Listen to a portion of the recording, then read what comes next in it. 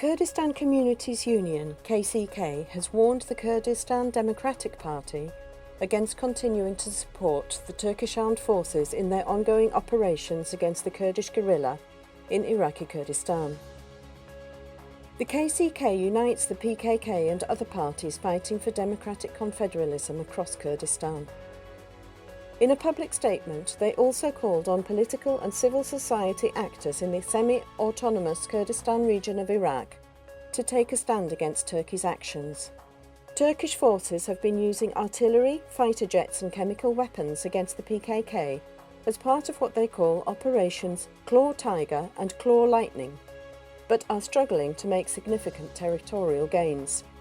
The KDP, who are the dominant political force in the Kurdistan region of Iraq, stand accused of providing logistical support, intelligence and room to manoeuvre to the Turkish armed forces, enabling them to conduct these attacks. Independent researchers, such as Christian peacemaker teams Iraq, have confirmed that the Turkish forces have been using banned chemical weapons and targeting civilians with both conventional and chemical weapons. Now, following reports that Turkey is planning a fresh wave of assaults against the KANIYE district of Doğuk province, the umbrella organisation KCK has issued a warning to the KDP. We call on the KDP not to be involved in Turkey's dirty war of occupation and not to be instrumental to the plans of the fascist AKP-MHP coalition, the statement said, in a reference to the two parties which jointly govern Turkey. The KCK went on to call the Parliament of Iraqi Kurdistan, political parties, NGOs and the public to oppose such an invasion plan. We inform all our people so they may stand up against this plan, which is a catastrophe for our country as a whole, they said.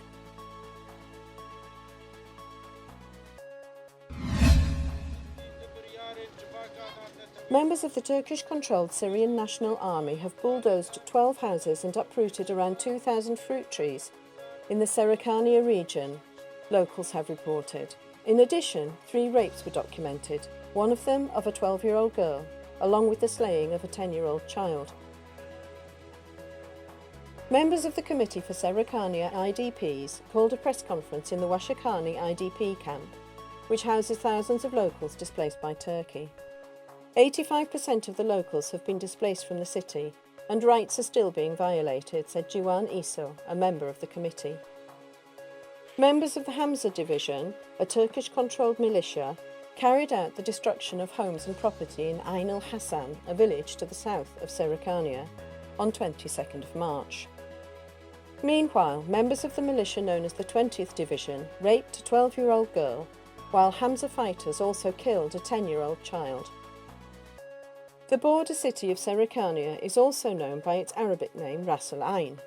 The city was occupied in October 2019 during Turkey's Peace Spring operation, which saw over 200,000 primarily Kurdish residents forcibly displaced from their homes as part of Turkey's ongoing policy of forced demographic change in the region.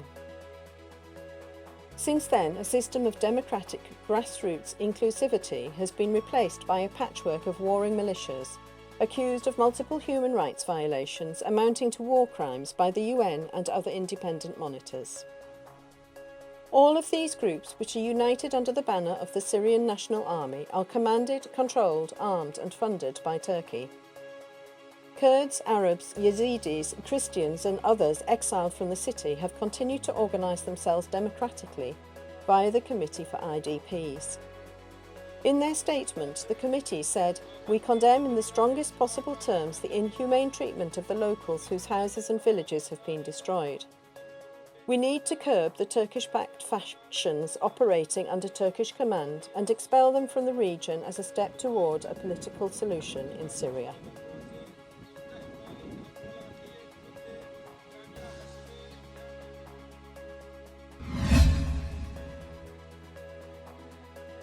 A ceremony has been held in Kamishli, north and east Syria, to commemorate those international volunteers who lost their lives during the years-long fight for autonomy and democratic confederalism in north and east Syria and across Kurdistan. Shoresh Ranahi is a present-day international volunteer and a member of the preparatory committee for the conference. فتمازن جبونا جنوبا زندیکرنا تکوشینا انترناسیونالیست لهمبری مدرنیته کاپیتالیست لهمبری فاشیزم یعنی در فتو امکانه و به شورش روجاوا 100 سال 21 دا جاری کردن چه بونه مزن بونه زندی بونه. Around 60 of the hundreds of international volunteers who travelled to north and east Syria to participate in the fight against ISIS, the Turkish armed forces and their jihadist proxies have lost their lives, while others have also died fighting for Kurdish self-determination in other regions of Kurdistan over the past 40 years. The 24th of March ceremony took place on the 11th anniversary of the death of one such volunteer, Afri Fortalaki. It was jointly organised by the International Volunteers Association of North and East Syria, along with the Assembly of the Families of Martyrs, which provides practical support and advocacy for family members of the thousands of locals who have lost their lives during fighting in the region. 2014 شوندا حتی روزا میا ایرو بسدان هوالن انترناسیونال جدورن جدا جداین جهانه هاتنه بشداری وی شورش بونه اف تفگر آزادی کردستان د تکوشینا آزادی دا د تکوشینا سوسیالیزم دا رولکی گرینگ لکردستان لیست رولکی گرینگ لروشلاتا ناوین لیست. A video was shown highlighting the sacrifices of international fighters in the region, and a film was screened showing a discussion between Abdullah Öcalan and Andrea Wolf. Wolf, who lost her life in 1998, was among the first of the international volunteers to lose their lives fighting with the Kurdish movement. Those attending also saw video messages from the parents of Lorenzo Orsetti, an Italian volunteer slain by ISIS in 2019. The ceremony concluded with songs and poems performed in English by other international volunteers in north and east Syria.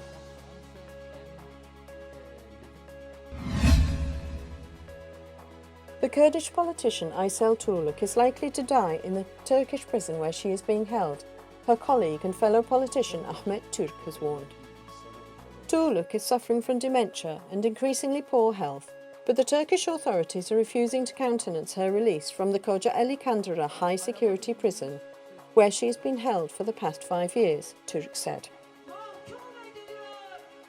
Turk and TURK served together as co-chairs of the Democratic Society Congress, a civil society organisation which advocated for democracy and decentralisation in Turkey from 2009 to 2014. Turk, who is also the former mayor of the Kurdish city Mardin, said, "Her health is really bad. She is not fit to remain in prison, but this administration wants us to pay a price for our actions. It is inhumane to keep someone in this state of health in prison. We may have political differences, but this level of enmity towards someone who is too unwell to be held in jail is unacceptable." Turkey has the highest incarceration rates in Europe and has recently been the world's #1 jailer of journalists. In particular, thousands of members of pro-Kurdish and pro-democracy political parties, NGOs and media organisations have been targeted. For example, only 5 out of 65 democratically elected members of the HDP party remain in office, with many of the remainder targeted with aggressive prison sentences for infractions as minor as using the Kurdish language or writing a speech using the letter W, which appears in the Kurdish but not in the Turkish alphabet. Women are especially at risk of maltreatment and gender-based violence in the Turkish prison system, campaigners have warned.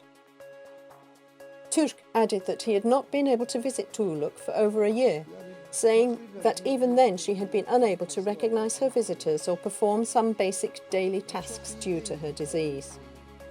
She can't look after herself, he said. It's a virtual death sentence. Those running Turkey are prepared for people to die in prison.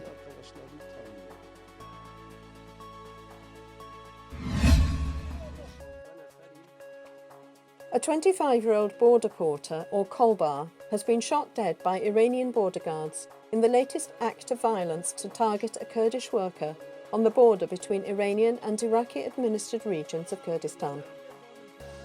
The victim was identified as Rostam Khazri by the Kurdistan Human Rights Network, which documents rights violations in Rojhilat, East or Iranian Kurdistan. Many Kurds are forced to work as kolbers, carrying smuggled goods on treacherous mountain roads where they also face deadly attacks by border guards. In this instance, the victim was an ethnic Azeri who emigrated to the region for work. Khesri was the only breadwinner in his family, the KHRN reported. During 2021 alone, 46 of the border porters were shot dead or otherwise lost their lives, according to a new human rights report published by the KHRN. 21 of the individuals were shot dead by Iranian or Turkish border guards, while the others died due to hostile conditions. One child porter committed suicide after border guards confiscated their load. Meanwhile, 122 more kolbers were injured and 74 were shot at or tortured by border guards.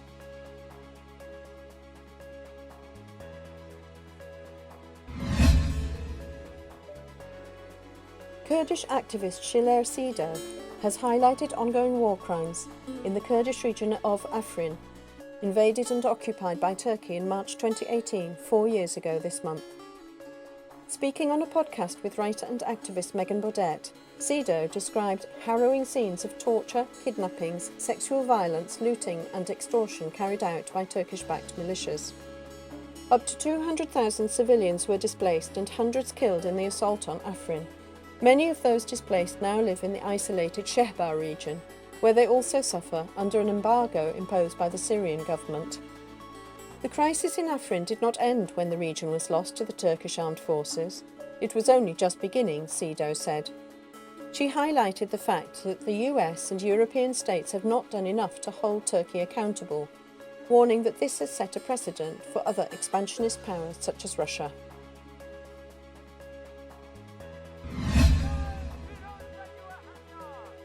Kurdish writer YUKSEL GENC has highlighted the sexual harassment against women committed by the Turkish police during the annual NEWROZ celebrations in Diyarbakir, the largest city in North Kurdistan.